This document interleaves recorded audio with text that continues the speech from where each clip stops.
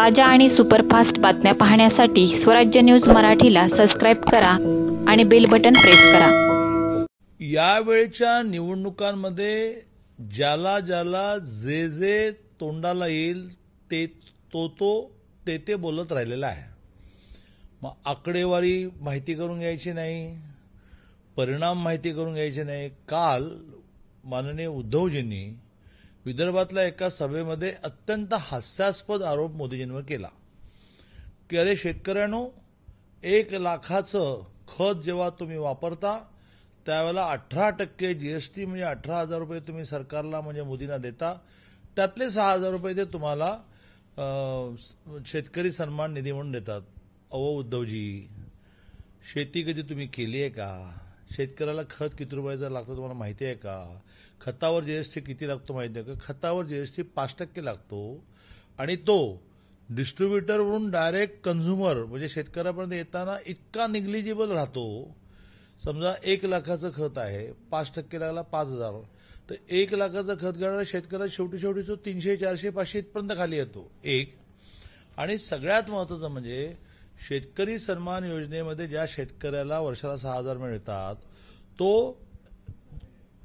किमान जमीन, ज्याची फार कमी जमीन आहे, गरीब आहे, शेतमजूर आहे, त्याला मिळतात।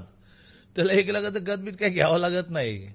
आणि सगळ्यात महत्त्वाचा मुद्दा की ज्यावेळेला 1 पोतं किंवा 45 किलोची 1 बॅग ज्या वेळेला शेतकरी घेतो तर त्याला 266 रुपये द्यावे लागतात 45 किलो बॅगला।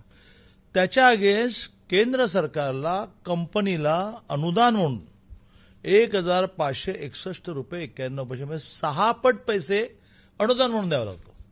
म्हणजे त्याचं खताचं पोतं जे आहे ते मुळात 266 आणि 1500 म्हणजे 1900 आहे, त्याला 266ला मिळतं। म्हणजे काय माहिती आहे नाही? 1 लाखाचं त्याला खत लागतं, 1 लाखाचं खत ज्याला लागतं म्हणजे केवढा मोठा शेतकरी, त्याला शेतकरी सन्मान योजनेमध्ये पैसे नाही मिळत माननीय उद्धवजी। आणि त्यामुळे काहीही बोलायचं, शेतकऱ्यांना आणि लोकांना भ्रमित करायचं, यातून काही साध्य होणार नाही। पुन्हा एकदा एका वाक्यात स्टॅटिस्टिक मांडायचं झालं तर रासायनिक खतांवर 5% जीएसटी आहे।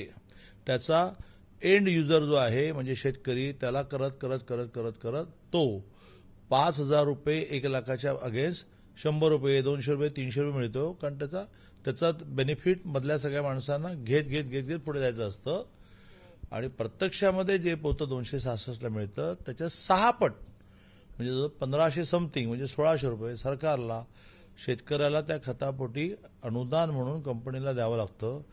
तर माननीय उद्धवजी, तुम्हीच तुमची पंचायत करून घेतली की ह्या निमित्ताने सगळे आकडे शेतकरी अरे बापरे, माझं 300 रुपयाचं पोतं 1800 रुपयाला घ्यावं लागलं असतं का?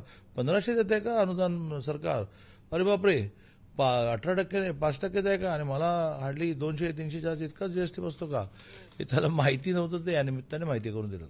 जय हिंद, जय महाराष्ट्र।